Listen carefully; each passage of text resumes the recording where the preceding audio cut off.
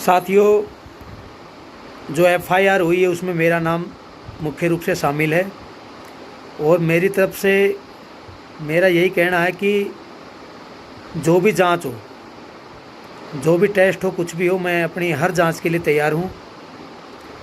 क्योंकि सच्चाई यही है कि मेरी नॉलेज में कोई ऐसी रेप की घटना मेरे सामने नहीं हुई और ना मेरी नॉलेज में जो छेड़खानी की घटना हुई वो उनके पिताजी की नॉलेज में भी है, जो ट्रेन में हुई थी।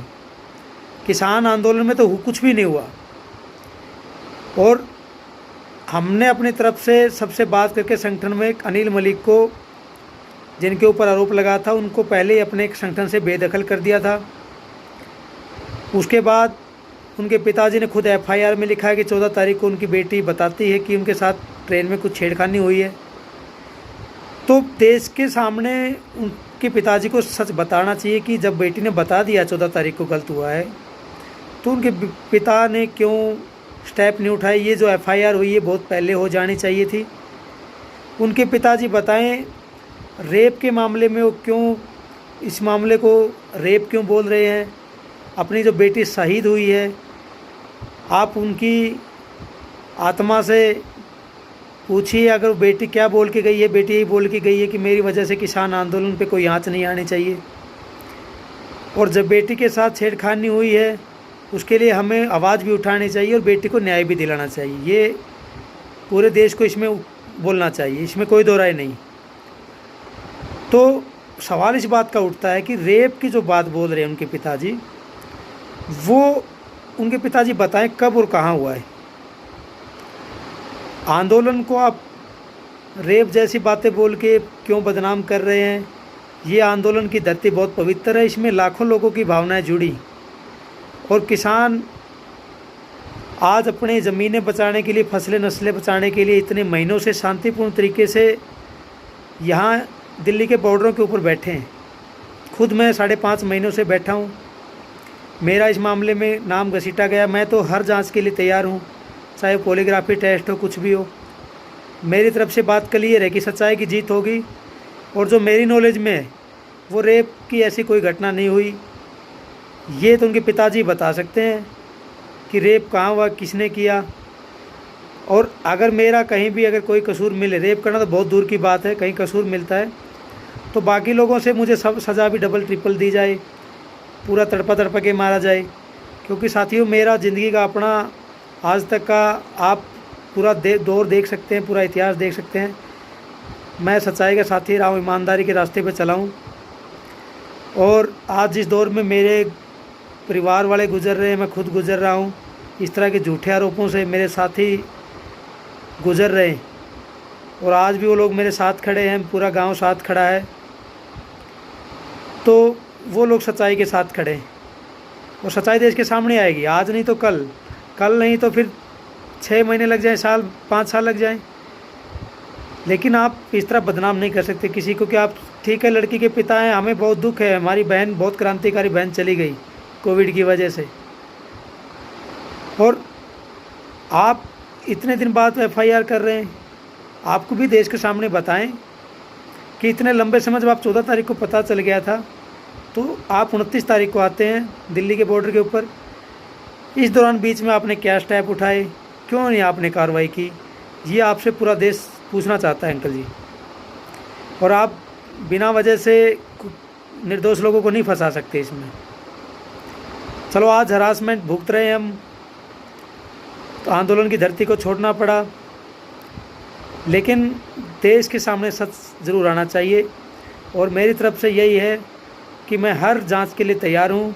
देश का जिम्मेदार नागरिक होने के नाते हर तरह के टेस्ट के लिए तैयार हूँ, लेकिन सच्चाई देश के सामने आनी चाहिए। और किसान आंदोलन को लेकर जो लोग साजिश रच रहे हैं, सरकार और जिस तरह से बिकाऊ मीडिया चीज़ें फैला रहा है, वो सही नहीं है।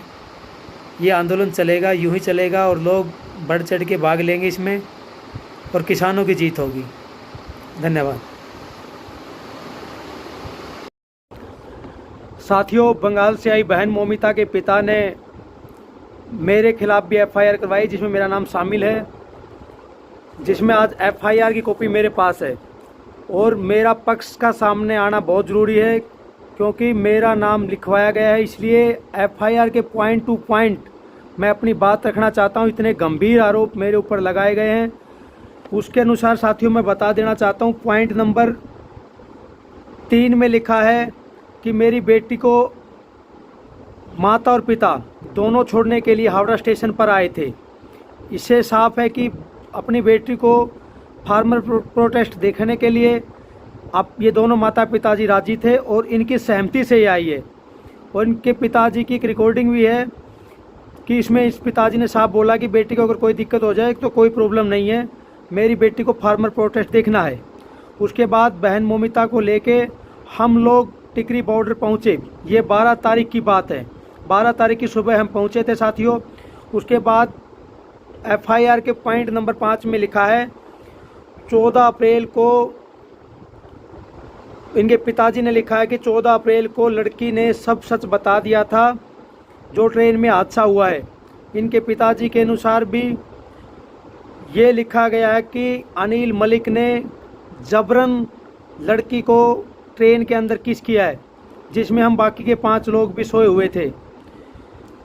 तो पिताजी को जब 14 तारीख को ही पता लग गया था तो इनके पिताजी क्यों नहीं बॉर्डर पर आए, क्यों नहीं इन्होंने स्टेप उठाया, ये बहुत गंभीर सवाल है।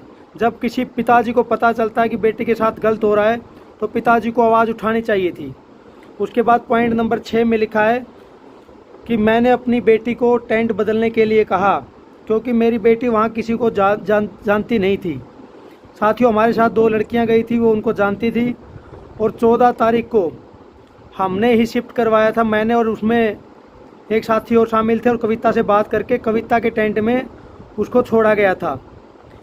इसके बाद अभी तक रेप की कोई बात नहीं आई है, खाली ये बात आई है अनिल मलिक ने मेरी बेटी के साथ जबरन किस किया है।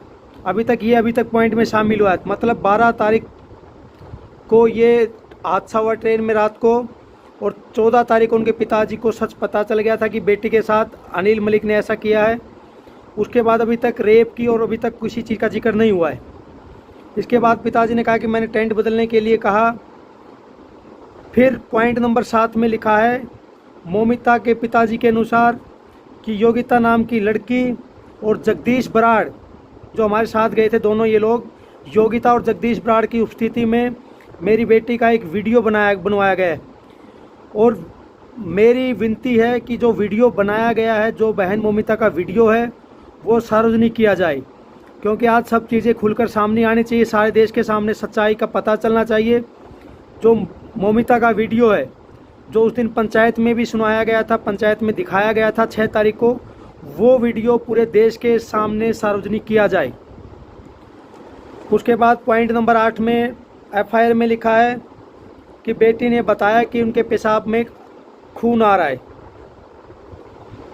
और योगिता की हेल्प से अब वो दूसरे टेंट में शिफ्ट हो गई है। ये लिखा है पॉइंट नंबर 8 में। अब वो लड़की दूसरे टेंट में शिफ्ट हो गई है। 9 पॉइंट। अब पिताजी को जब पता चलता है कि उनकी बेटी को दिक्कत चल रही है, उनके साथ कुछ गलत हुआ है, बेटी के पेशाब में खून आ रहा है, तो एक पिताजी की जिम्मेदारी नहीं बनती थी क्या कि पिताजी यहाँ आके देखें अपनी बेटी की हालत, जी जो भी कुछ गलत कर रहा है उनको सजा दिलाएं? क्या एक बाप की जिम्मेदारी नहीं बनती? उसके बाद पॉइंट नंबर 9 में लिखा है कि 17 अप्रैल को एडवोकेट चितवन गोदारा, अमित सांगवान, योगिता, जगदीश बराड़, हिम्मत बराड़, ये सभी लोग लड़की से मिलते हैं। ये सभी लोगों को पता चलता है कि ऐसे ऐसे लड़की के साथ दुराचार हुआ है। इन लोगों ने फिर उसके बाद लिखा है कि निर्णय लिया गया कि सभी जो सेक्सुअल हरासमेंट हुई है लड़की के साथ, वो सब एसकेएम जो संयुक्त किसान मोर्चा के लीडर को वो बताई जाए। ये वहाँ फैसला हुआ। यहाँ भी रेप की कोई अभी तक पुष्टि नहीं हुई है, रेप का कोई जिक्र नहीं है। यहाँ भी सेक्सुअल हरासमेंट के बारे में जिक्र हुआ। उसके पिताजी ने बोला कि ये निर्णय लिया गया कि संयुक्त किसान मोर्चा के लीडरों को बताया जाना चाहिए और बिल्कुल बताया जाना चाहिए था। जो स्थिति अगर थोड़ी सी भी छेड़खानी हुई है, थोड़ा सा भी लड़की के साथ गलत हुआ है, तो वो बातें बिल्कुल बताई जानी चाहिए। इसमें कोई वो नहीं है। मैं आज भी दोषी को सज़ा देने के पक्षधर में हूँ। और उसके बाद इसके बाद क्या हुआ, फिर लड़की को पिलर नंबर 774 पर छोड़ दिया गया जहाँ कुछ लेडीज़ और भी रहती थी। इसके बाद पॉइंट नंबर 10, उनके पिताजी के अनुसार कुछ दिन के बाद बेटी ने बताया कि बेटी का मेंस्ट्रुअल डिस्चार्ज हो गया है। बेटी ने फ़ोन करके बताया अपने पिताजी को मेंस्ट्रुअल डिस्चार्ज हो गया है, उनके पीरियड स्टार्ट हो चुके हैं, अब वो रिलैक्स महसूस कर रही है। और ये बात 10 में पॉइंट में लिखी गई है कि बेटी अब रिलैक्स महसूस कर रही है। बेटी ने सब बता दिया। बेटी पिताजी को लगातार सब सच्चाई बता रही थी, सब चीज़ें बता रही थी। यहाँ भी उसके पिताजी फिर नहीं पहुँचे। चलो अब पॉइंट नंबर 11 पे आते हैं। उनके पिताजी के अनुसार उनकी बेटी ने बताया, 21 अप्रैल की बात आती है।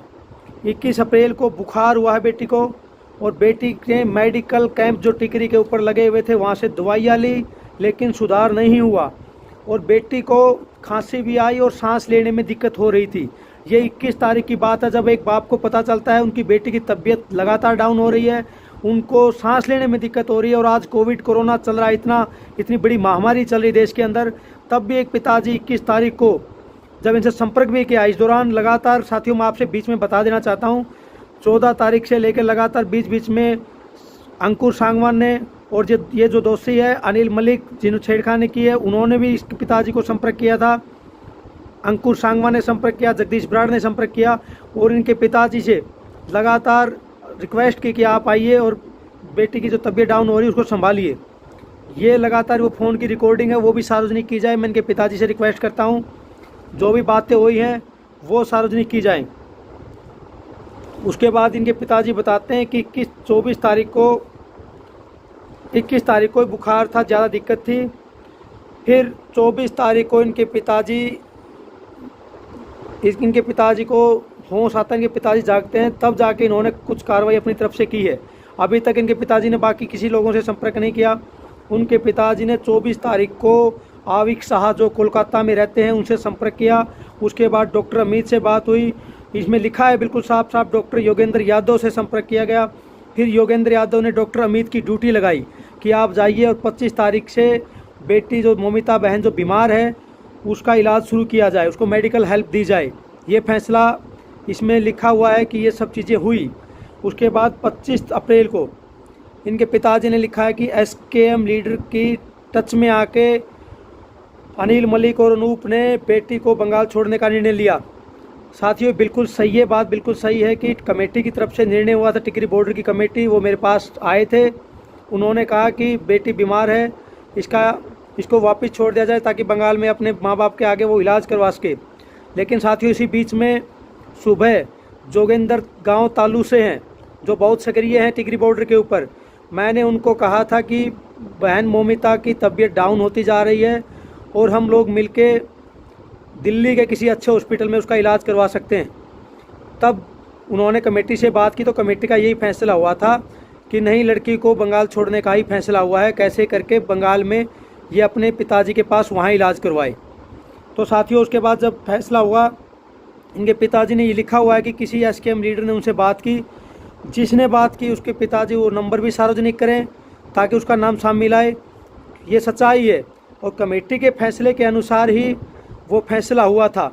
उसके बाद जब मेरी तरफ से मैं बता देता हूँ, मैंने बिल्कुल क्लियर साफ बोल दिया था कि मैं बंगाल में नहीं जाऊँगा, मेरी तबीयत भी ठीक नहीं थी। और अनिल मलिक को बोला गया था, कमेटी की तरफ से भी बोला गया था कि आप लड़की को लेके आए हैं, आप ही छोड़ के आइए। तो अनिल मलिक ने बहुत सारे फ़ोन किए इधर उधर, लेकिन गांव थुराना में एक लड़के ने हाँ भरी थी गाड़ी देने की। i20 गाड़ी थी, वो गाड़ी उन्होंने बोला कि मैं गाड़ी दे सकता हूँ आपको, 1000 रुपये पर डे के हिसाब से शायद ये बात हुई थी। तो उसके बाद गढ़ी गांव दूसरी साइड पड़ता है हांसी की तरफ से, लेकिन इधर से सीधा जो रूट बनता है बंगाल का वो जयपुर, बिल्कुल सच्चाई है, वो दिल्ली से जयपुर होके जाया जा सकता है। लेकिन जो गाड़ी थी अनिल मलिक के पास, उस गाड़ी में वो नहीं जा सकती थी, वो दिक्कत थी, इसलिए गाड़ी उन्होंने चेंज करनी थी, गांव गढ़ी से चेंज करनी थी जो हिसार के रास्ते में आता है। इसी दौरान जब टिकरी बॉर्डर के जब कैंप में जिसमें बेटी बैठी थी, जिसमें बहन मोमिता थी, उसको लेके जाना था, उसमें कविता बहन भी थी, जगदीश बराड़ भी शामिल थे। उन्होंने ही सामान उसका गाड़ी में रखवाया था जगदीश बराड़ ने। और फिर उसके बाद उसकी बेटी ने, बहन मोमिता ने बिल्कुल मना कर दिया था अनिल मलिक के साथ जाने के लिए। उन्होंने ये कहा था कि अगर अनु भैया चलेंगे तो मैं जा सकती हूँ। उसके बाद जब मेरी तैयारी नहीं थी, कोई फैसला नहीं था, और मैंने जब पहले बोल रखा था कि लड़की का दिल्ली में इलाज करवाया जाए, मैं इस चीज़ का पक्षधर था। लेकिन फिर भी जब कमेटी ने बोला, सब चीज़ें थी, हालात ऐसे थे, तो लड़की का SpO2 उस टाइम 93-94 था। इसके बाद लड़की को फैसला हुआ छोड़ने का। उसके बाद लड़की ने बोल दिया था कि अनु भैया जाएंगे तो मैं चली जाऊंगी। लड़की के पिताजी से इस दौरान बात होती है, मोमिता के फ़ोन से बात होती है। जब हम वहाँ से निकले टिकरी बॉर्डर से, वो सार्वजनिक की जाए, क्योंकि मोमिता के फ़ोन से ही बात हुई थी, जो आज हमारे बीच नहीं है, जो शहीद हो चुकी हैं बहन।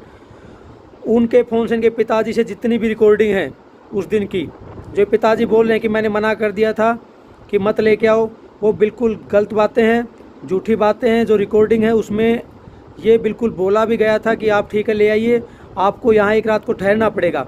और ये भी मजाक हुआ था कि आपको मछली के पकोड़े खिलाएंगे, और उन्होंने मजाक किया था। वो बोल रहे थे, अनिल मलिक और मोमिता ने मेरे साथ मजाक किया था कि आप अनूप को भी खाने पड़ेंगे, क्योंकि मैं नॉनवेज नहीं खाता हूँ। इसलिए फिर उसके बाद हम वहाँ से निकलते हैं। जैसे उसके पिताजी से लगातार संपर्क किया जाता है, फ़ोन पे लगातार संपर्क होता है। रोहतक से निकलने के बाद वहाँ भी उसके पिताजी से बात हुई, और हाथ से जब पहुँचे, गाड़ी चेंज करनी थी, I-20 गाड़ी, और हिसार से पैसे लेने थे। और हिसार से फिर रूट बनता है जयपुर, जयपुर से जो भी आगरा जहाँ रूट बनता है, उस आगे रूट का मेरे को पता नहीं, यही रूट मेरे को बताया गया था अनिल मलिक ने कि ये रूट बनता है, आप बस साथ चलिए। उसके बाद साथियों, गढ़ी गांव के बाद योगेंद्र यादव का फ़ोन आता है। योगेंद्र यादव बोलते हैं कि बेटी की तबीयत ज़्यादा डाउन है, इनके पिताजी मना कर रहे हैं, वहाँ आप मत लेके जाइए, आप इनको वापस दिल्ली में इलाज करवाइए। और उसके बाद साथियों फैसला यही हुआ कि लड़की को वापस लेके जाया जाए। इसी दौरान एक बीच में रिकॉर्डिंग है, संयुक्त किसान मोर्चा जो टिकरी बॉर्डर है, उसके जो भारतीय किसान यूनियन लोखोवाल, उसके जो लीडर हैं, उनसे संपर्क किया गया। पुरुषोत्तम गिल बहुत बुजुर्ग हैं, उनसे संपर्क किया गया कि बताओ क्या करना है।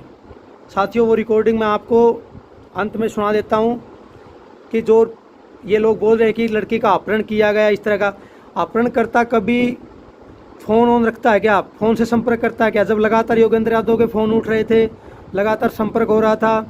उसके बाद योगेंद्र यादव ने बोला है कि मैंने धमकी दी कि पुलिस को, लगातार संपर्क हो रहा था।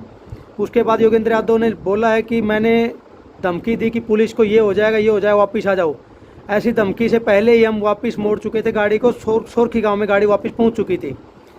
इसमें अपहरण की बातें लड़की, इसमें लिखा गया है कि मेरी बेटी को अपहरण कर रहे थे ये लोग। बिल्कुल ये गलत बात है।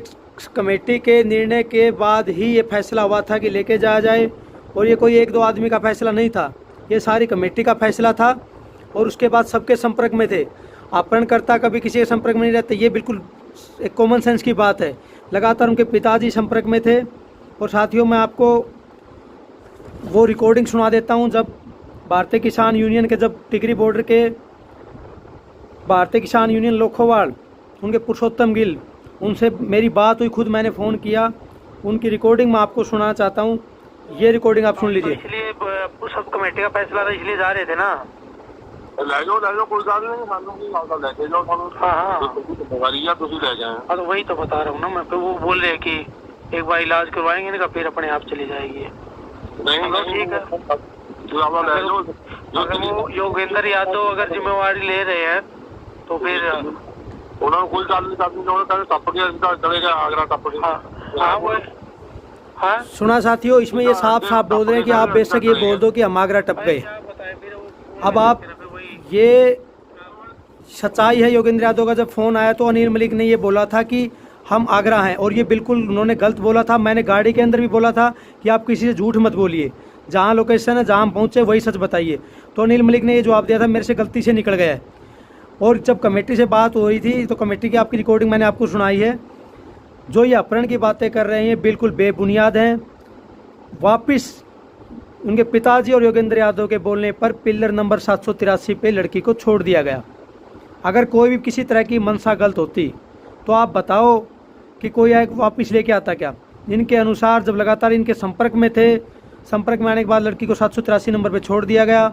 और इसमें लिखा है, एक बार में भी एक जगह लिखा है कि लड़की को छोड़कर भागे। लड़की को सुबह भी फल फ्रूट देने के लिए ये लोग गए थे। मैं उस टाइम झोपड़ी में था। सुबह सुबह लोग उसको फल फ्रूट भी दे के आए, उसको इलाज के लिए भी बोल के आए।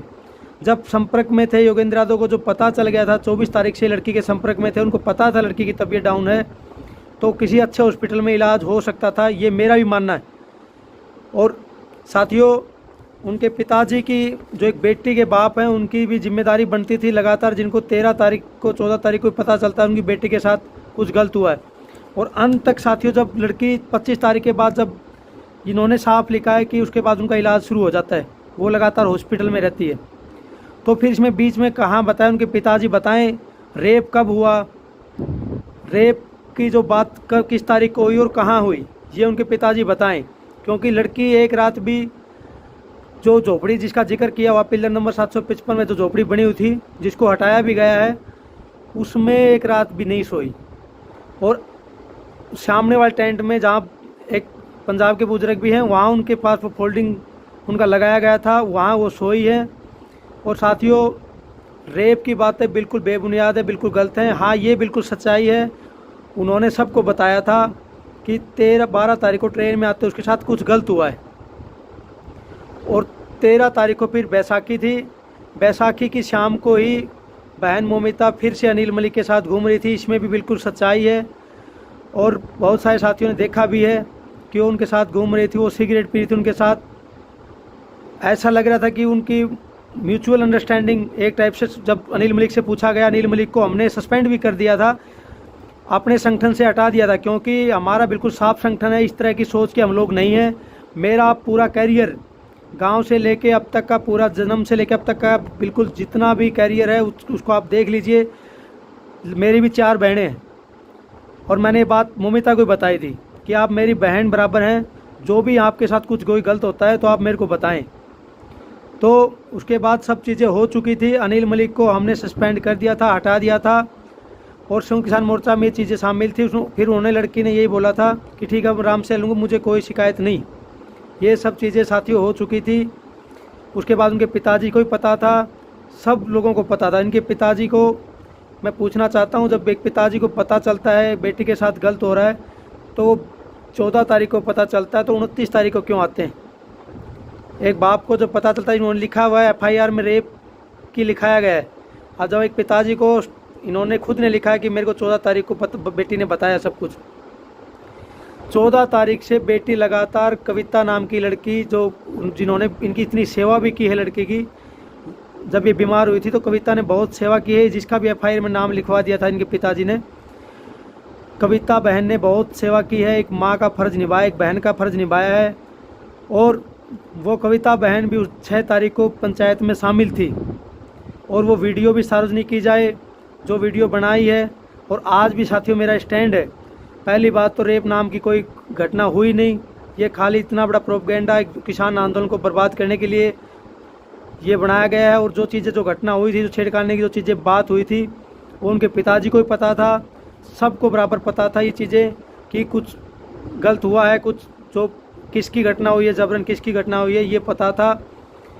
और इसके बाद रेप नाम की जो चीज़ें बोली गई, लगातार लड़की फिर कविता के संपर्क में थी। 14 तारीख के बाद उनके पिताजी ने भी जो चीज़ें बताई हैं, तो उनके पिताजी बताएं रेप कब हुआ और कहाँ हुआ। क्योंकि झोपड़ी के अंदर तो हमारे पास बुजुर्ग भी रहते हैं, बहुत सारे लोग रहते हैं, और झोपड़ी को आप देखेंगे, कुछ फ़ोटो मैं आपसे शेयर भी करूँगा कि झोपड़ी इतनी ओपन है कि झोपड़ी में रेप नाम की चीज़ की छेड़खानी भी नहीं हो सकती वहाँ। तो ये सब चीज़ें किसान आंदोलन को बदनाम करने के लिए है।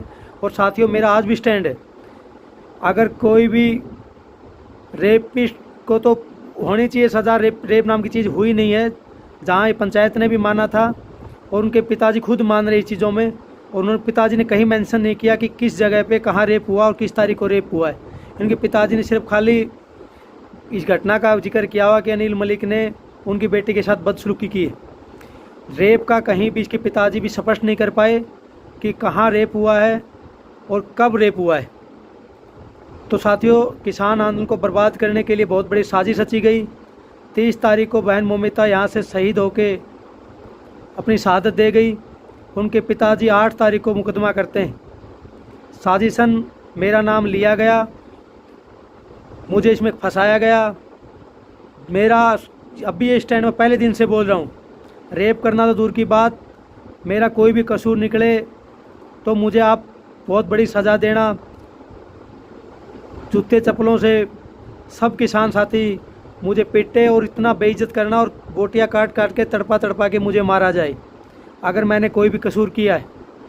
लेकिन साथियों, ये आप सबको समझना पड़ेगा सच्चाई को।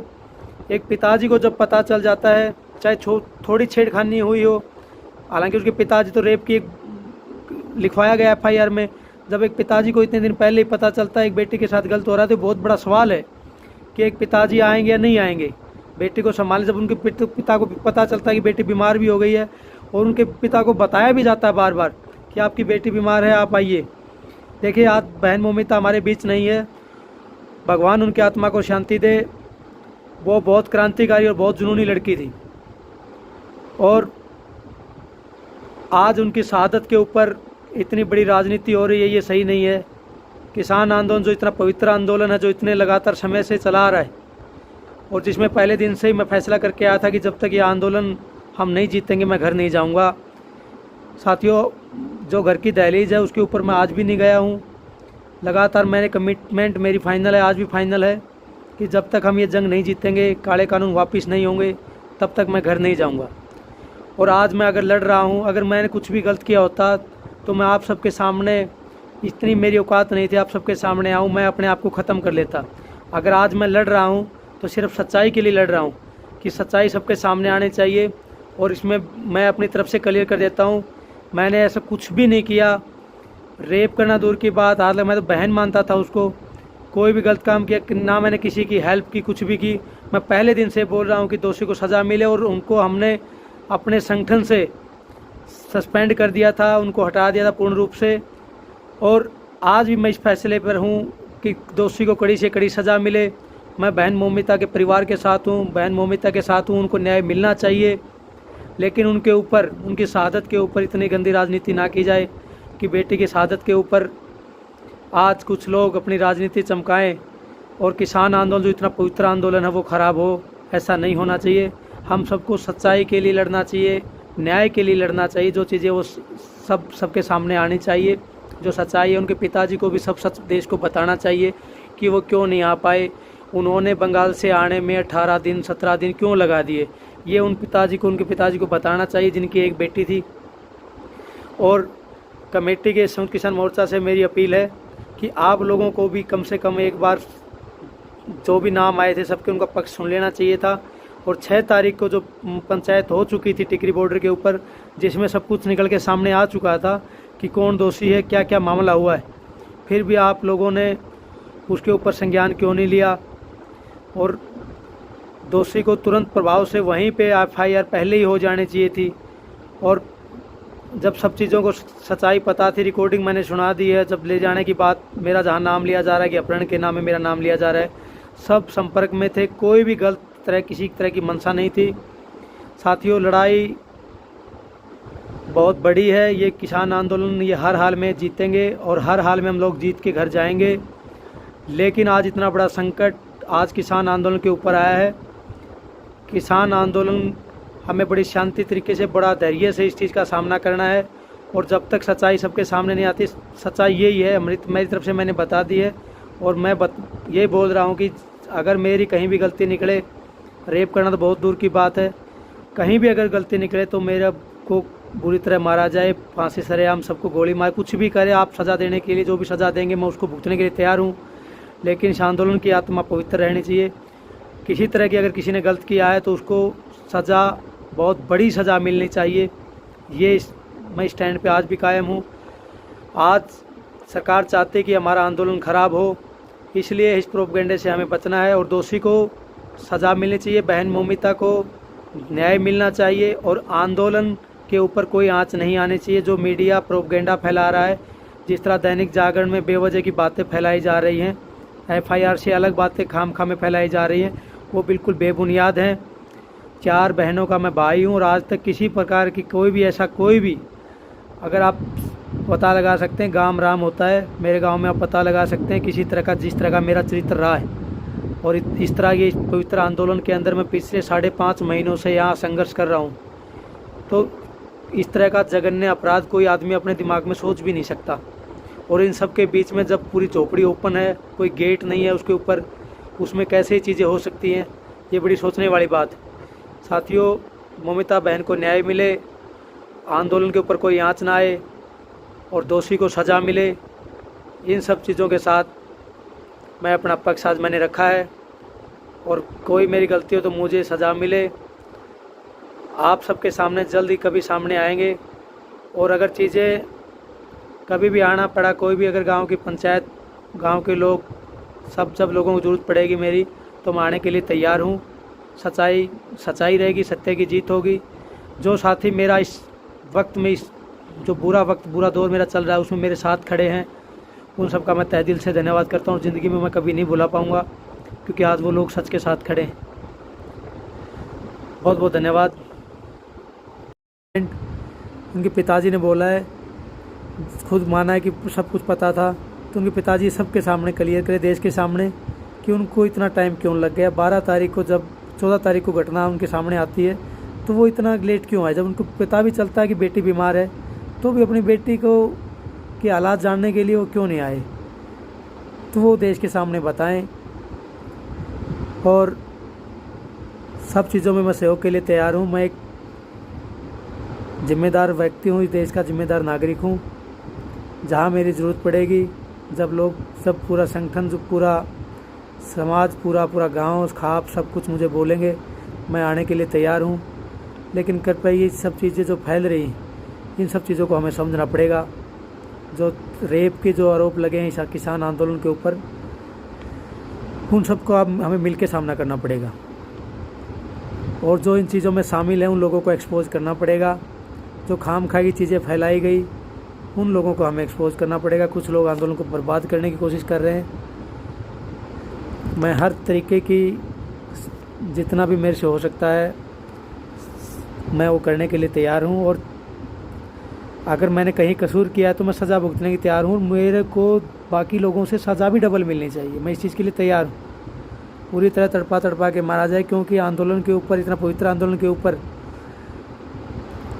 बेकसूर व्यक्ति को, अगर निर्दोष व्यक्ति को अगर इतना बड़ा तमगा दिया गया है, रेपिस्ट बोला गया है। आज जब मेरे बाप, मेरे माँ को जब ये चीज़ें पता चली, मेरे परिवार को जब चीज़ें पता चलती हैं, तो मतलब क्या उन लोगों के ऊपर, जो मेरे साथ इन लोग दिनों से जुड़े हुए लोग हैं, उन लोगों को जब ये चीज़ें पता चली, क्या गुजरी उनके ऊपर।